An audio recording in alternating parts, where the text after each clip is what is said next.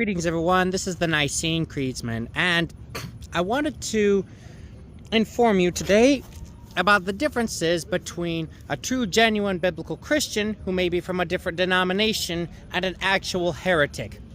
Now, of course, many self-righteous Catholics, Orthodox, and Protestants will all say that a heretic is somebody who disagrees with their denomination. But it's this same kind of factionalism that St. Paul warned about that I also spoke on in my intro to church division. But let's start out with the first heresy that is pretty much my least favorite, the Judaizers. Now, in the Acts of the Apostles, this is when the Judaizers appear, because that's our record on them. Now, in Acts chapter 15, the Judaizers came along and they said that one needed to be culturally Jewish in order to be saved by God's good graces, and that the only way Jesus would forgive them is if they participated in circumcision, in the kosher diet, in Saturday Sabbath worship. But if you are ethnically Jewish and you want to participate in the Hebrew Jewish traditions, be my guest. That's your God-given liberty. And also, be proud of your Jewish roots.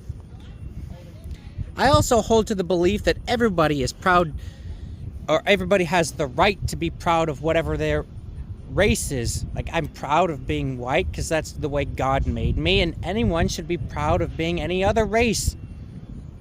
Because God loves variety. He also loves the other cultures, which is why St. Paul, who corrected this heresy, was known as the apostle to the Gentiles.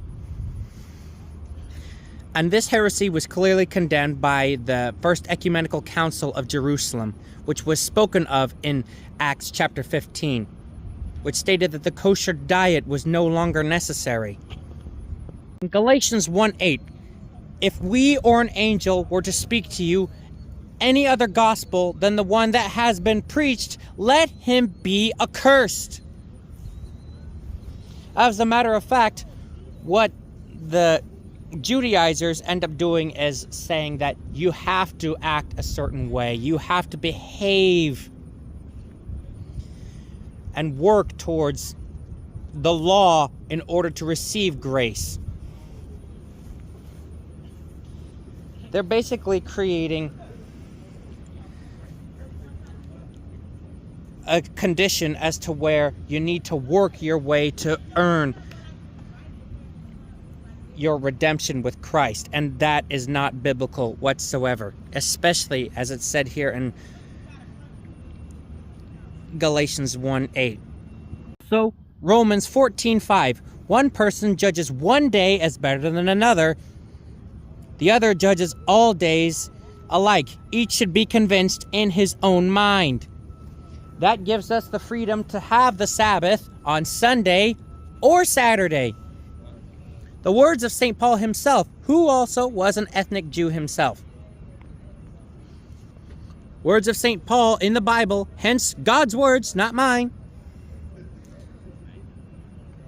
And a modern-day example of the Judaizers would have to be the Seventh-day Adventists, from which they ended up coming from a false prophetess, Ellen G. White, whose spiritual mentor was somebody who claimed that Christ would return around 1833 or 1834, and it didn't happen, hence his false prophecy. And this was known by many as the Great Disappointment. Also, Ellen G. White made several false prophecies claiming that the Civil War would destroy the United States because then the other governments of the world would pitch in to help destroy the United States in the midst of its Civil War. They didn't. In fact, the South was hoping that Britain would get involved, but they didn't. The British just went to colonize Egypt and India to get their cotton rather than obtaining cotton in their trade from the South. especially as the Union had blockaded the South with their ironclad vessels. But all that aside, Ellen G. White was also extremely ignorant on history, claiming that the Catholic Church stifled knowledge and killed tens of millions of people. Now, to tell the truth, if the amount of casualties really were inflicted by the claims, then they would have had to have killed hundreds of thousands of people each year, and I'm not so sure the population could have stood that. Thus, maybe a lot of countries today wouldn't even exist, because a lot of land would probably have been available to be vacant in Europe, and thus many people probably wouldn't have even moved to Australia, Canada, or the United States. I mean, it's not rocket science to figure this out. Ellen G. White also dived into the Judaizer heresy, claiming that you needed to uphold the kosher diet and also uphold the Saturday Sabbath in order to be saved, and claimed that Sunday worship was the mark of the beast. From which she claims that the papacy is going to form a deal with the United States government as to enact a Sunday worship law. Yeah, but she considered the other religions of the world. How would the system of the Antichrist work if the Pope was really the Antichrist? And Rome, the harlot of Babylon, as she claims. Especially since the Muslims, they have their holy day on Friday.